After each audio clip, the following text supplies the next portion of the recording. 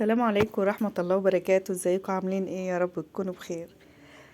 معايا هنا زي ما انتوا شايفين كده دي قشطة. كل ما اجيب لبن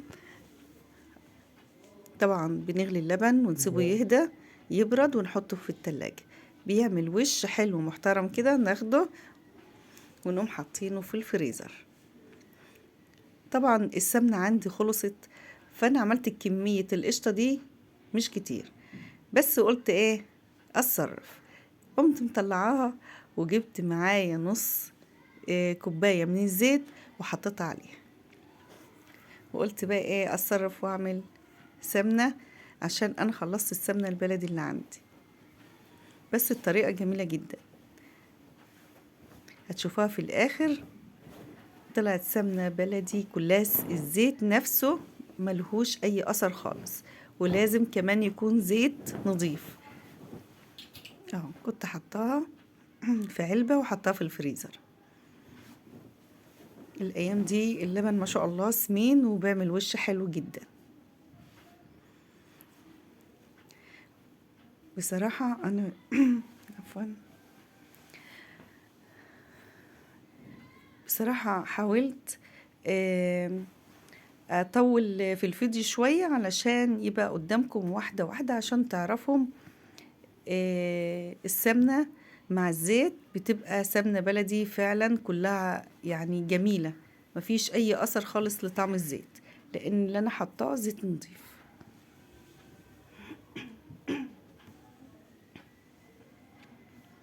طبعا مع التقليب وما تعليش النار قوي، لان لو عليت النار قوي القشطه بتتحرق منك وما بتلحقش ان هي تسيح وتبقى ايه سمنه.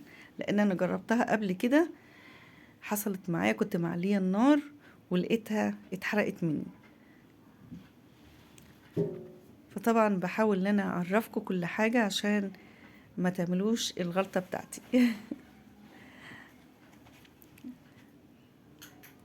طبعا النار بتبقى هاديه، وتحاولي بقى ايه تقلبي. اول ما لقيتها فارت معايا كده هديتها شويه كمان، زي ما انتم شايفين بتفور لفوق. فما هديتها هدت بقى شويه، طبعا بتخش في السويه كل ماده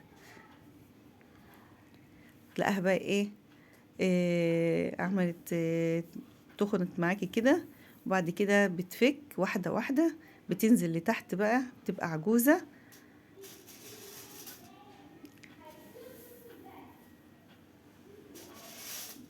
بحاول اقرب الكاميرا عشان تشوفوا من قدام شويه اهو.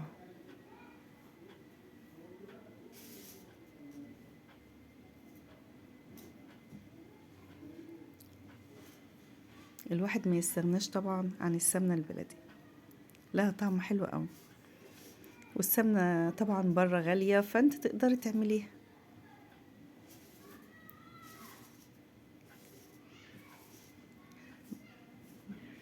ايدي على طول في التقليب زي ما انتوا شايفين، وطلعت جميله جدا. الوقت هتشوفوها في الاخر، تحسيها ان هي بتلم مع بعضها كده اول ما بتقرب في السوي.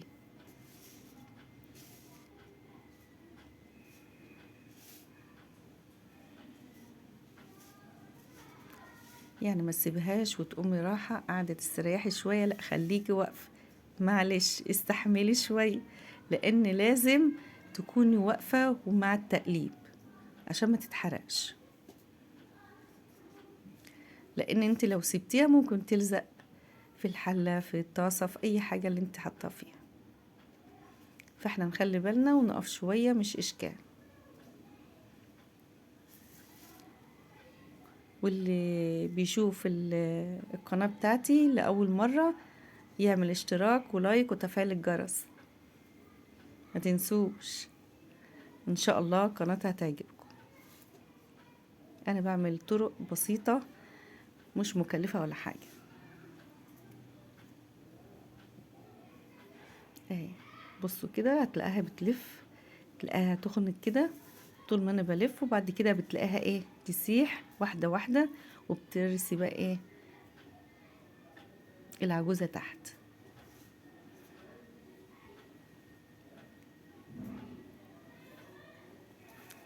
لازم الزيت يكون نضيف، بلاش الزيت بتاع التموين لان هيدي ريحة او حاجة، يعني انا ما جربتوش بصراحة.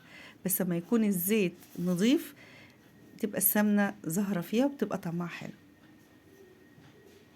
اهي بتفك اهي، طول ما انت بتقلبي اهي بتشوفيها عشان ما تتحرقش. وطبعا مش بنسيبها لما العجوزة تتحرق لا او تغمق، بتحاولي انك تخليها فاتحة شوية، لان انت بتسيبيها بتفضل سخنة، فالعجوزة لونها بتغير.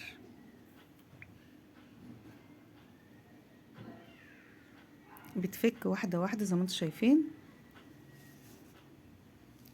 السمنة ظهرت اهي.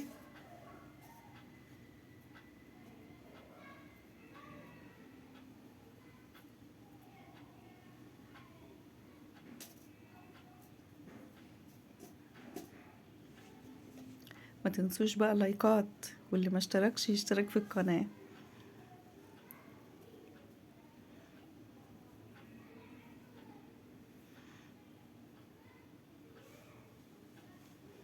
شايفين اهي، زي ما انا قلت كل ما انت تقلبي وهي بتغلي تبصي تلاقي واحدة واحدة بتفك بقى اهي، وهتلاقي الزيت راح خالص، دي بقت سمنة كلها على بعضها كده.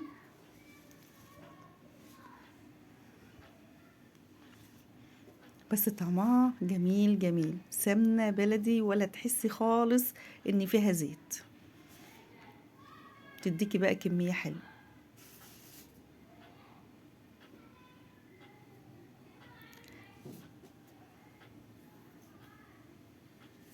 انا بقرب الكاميرا عشان تشوفوها. اللون بدأ يغير شوية، عطي بصفار كده. طبعا انا قفلت عليها قبل ما هي تغمق. اعملوا بس الطريقة دي وان شاء الله هتعجبكم. يا ريت بس اللايكات كده والاشتراكات، يا ريت اللي يشوف القناة يعمل لايكات كتير يا جماعة، انا بس بفكركم.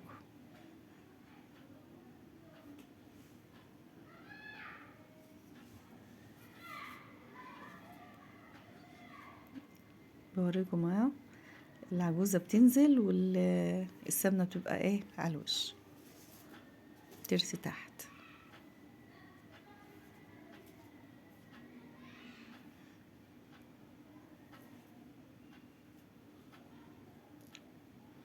اهي كده خلاص.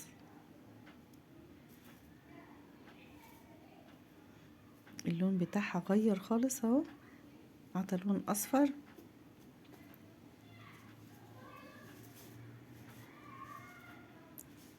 انا حاولت ان انا ما اضيعش اي حاجة من الفيديو علشان كل حاجة تبقى ظاهرة قدامكم. في ناس بردك او بنات لسه صغيرين لسه ما يعرفوش الطريقة، فطبعا بتبقى كلنا بنتعلم من بعض. خلاص كده اسيبها بقى تهدى شوية، عشان ما ينفعش نحطها في البرطمان وهي سخنة قوي كده. شايفين اللون هو ده اللون اللي انا عايزاه. ليه؟ كل ما تبرد شوية لونها بيغير. شايفين؟ بسم الله ما شاء الله، كمية جميلة وحلوة جدا، والسمنة في منتهى الجمال. طبعا اما بردت حطيتها ايه، حطيتها في التلاجة شوية عشان تمسك. شايفين السمنة؟ والله جميلة والطعم جميل جميل جميل. جربوها ان شاء الله مش هتندموا. تنسوش اللايكات وتفعيل الجرس، والسلام عليكم ورحمة الله.